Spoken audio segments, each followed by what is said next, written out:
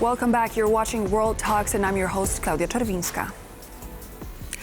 Wednesday, we'll see a meeting of Ukrainian, European, and American leaders in London to further the talks on a potential peace deal. Meanwhile, on Tuesday night, Vladimir Putin has offered to halt the invasion of Ukraine at the current front line, referring to peace talks with Russia. Ukrainian President Volodymyr Zelensky said, quote, "We are ready for any form of negotiations." It is my pleasure to welcome back on our program Kira Rudik, Ukrainian MP from the Holos Party, to talk about the latest developments on that front. Kira, thank you so much for joining me in the studio.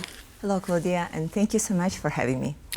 With all the developments and the meeting taking place in London today, definitely an important one, what are the key objectives of the top diplomats meeting in London today? We know that Secretary of State Marco Rubio and Special Envoy Steve Witkoff are not going to take part. How is it going to impact the discussions? Well, we see for sure that the representation at this meeting has been, if I may say, downgraded, right? So everyone understands that it will not be some decisive meeting where something will be signed. But the important thing is that Ukraine shouldn't allow President Trump to put the blame on us, saying that we don't want peace, right? Because Ukrainian citizens are the ones who really want peace, really. Because we were attacked by Russia and we are suffering from the constant attacks. And I mean, civilians are being constantly targeted on a daily basis. That's true, but you see then at the end, everybody saying, oh, Ukraine and Russia are trying to blame each other. No, the thing is, Russia is an aggressor, and it's so surprising that the world right now is putting us all on the same scale. So the meeting, regardless of whether Mr. Witkoff and Mr. Rubio are going to be there, is going to take place, and it's another step, hopefully, possibly getting us closer to a peace deal. What are going to be Ukraine's objectives to discuss today? The one and only objective is how to protect our people, and this unwraps into certain steps. The first is how to stop Russia from constantly attacking us, because as we see, Russia's words on the ceasefire or on stopping the attacks do not worth anything. So second question is the security guarantees. Who or what in the whole world can make sure that Russia would not attack us again after any kind of peace deal, and then what would happen if they do? Because unlike the American new administration, we have been in negotiations with Russia since 2014. There were at least 26 ceasefire agreements that were broken many times, and there has been about 200 times up till full-scale invasion when Russia broke their part of the deal. So we know for sure not to trust them, and right now we need to make sure there are mechanisms in place that will stop them from attacking us and then will punish them if they break their part of the deal. This is right now we haven't heard. We have heard everything, Claudia. What is Ukraine ready to concede? What is the territories that we are ready to give up? Would Ukraine, a lot of demands towards Ukraine. Ukraine, yes, but nothing that would be a demand towards Russia, except of stop killing Ukrainians, and then nothing that would be a concrete security guarantee. Do you think that the U.S. is the only country that could potentially provide Ukraine with proper security guarantees, or there is a way of, for example, the European leaders providing some sort of a safety net for Ukraine? I think J.D. Vance was very clear on Munich Security Conference that Europe's security will be Europe's responsibility. And I think that Ukraine can be an essential part of these security mechanisms. Unfortunately, the time right now is that Europe cannot keep up the pace of the speed of securing itself that the world demands. So we have heard from Kaja Kallas the plans for a big defense fund, but we didn't hear how it will, move forward, and it needs to move really quickly. So we need to be sure that no matter how the peace discussions will go, and no matter what Europe or Ukraine's position, it's in United States' capacity to walk away from Europe's defense, from Ukraine's defense, from everything, and say, well, it's not our business anymore. So we need to be ready to that, and I think all the discussions on the matter of defense need to speed up within the Europe, knowing that the United States is not such a reliable partner right now. We've heard from Moscow on Tuesday evening saying that Vladimir Putin would be ready to actually have some sort of armistice deal. He would like to reach some sort of an agreement. But he made it very specific that Russia wants to keep the lands it occupies as of now.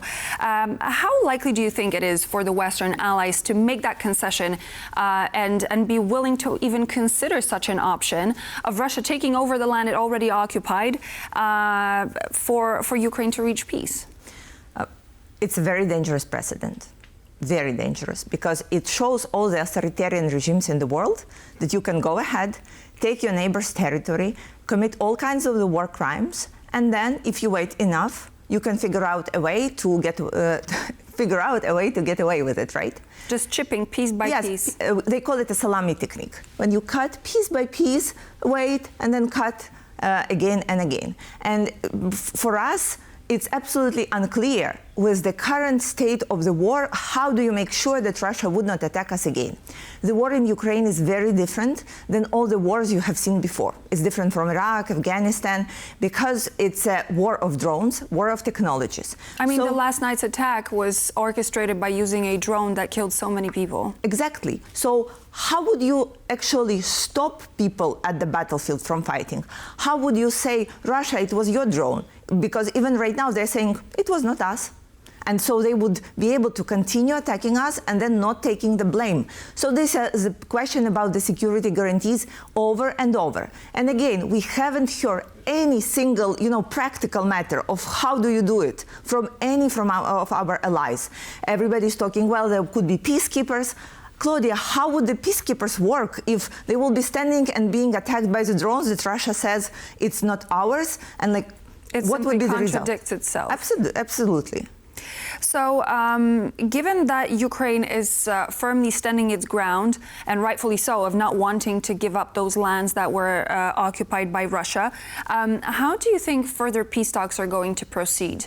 If, as you said, Ukraine is having demands being made towards it, but at the same time, Russia does not have to give up anything and gives concessions on how it's going to stop killing civilians, stop targeting civilians, and then nothing happens. We want peace, but we were not the side that was asking to come and have a peace deal with Russia, right? Because we didn't believe it. We always were asking for more weapons to defend ourselves, because this is the only way that works with Russia. And we were asking to figure out if the ceasefire may work. The peace deal was President Trump's promise to end it in 24 hours and then in 100 days. So we thought that he had some plan in mind. Significantly. Yeah, well, we saw that he had, quoting him, cards in hands against Russia. Right now, we see that there are no pressure points to Russia. And so I don't think that the peace deal is happening anytime soon. I may be wrong, but we don't see how would you pressure Russia to adhere to that. So from your perspective, who holds the cards right now? Russia holds the majority of them because they are ready to continue fighting. They have, they can sustain for some time with their military and their attacks because sanctions do not actually work. The Putin's regime can survive any other regimes and any other president, including President Trump. So if they don't have what they want right now, they can have it in a couple of years. They can wait. Yes. So for us in Ukraine, of course, every day matters. But we did not capitulate in 2022, and we are not planning to capitulate right now. And it needs to be very clear for all of us. I think Europe holds cards, because Europe is ready to spend money on the defense and security of itself and ready to become stronger every single day, which will not plan to Russia's advantage. So let's see how things go. I hope that diplomats today in London will have the strength to stand against the pressure that they are under, both from Russia, but from our friends in the United States as well. Which takes me specifically to my next question. This meeting taking place in London today, we're going to see different representatives from all across Europe and beyond. How do you think, what would have to happen and what would be the cards that the European leaders would have to play in order to convince the US administration that the safety of Ukraine is the safety of the world? One of the important so-called card that European partners have is called 300 billion of Russian money that are being stored right now in Belgium in Euroclear. This is something that is an important negotiation topic because Europe can confiscate it and can use it for its own defense.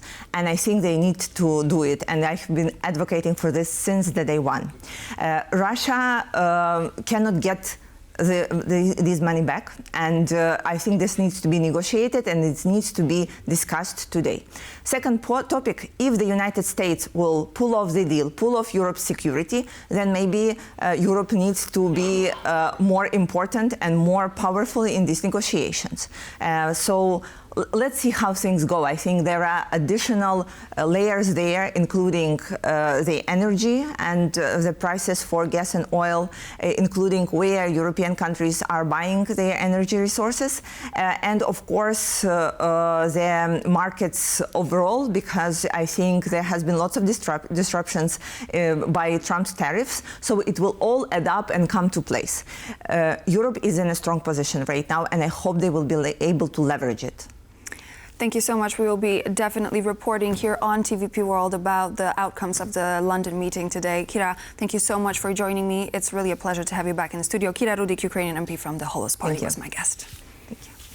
And so this would be all for now here on World Talks, but please do stay tuned. We're back in just a moment with more news and features.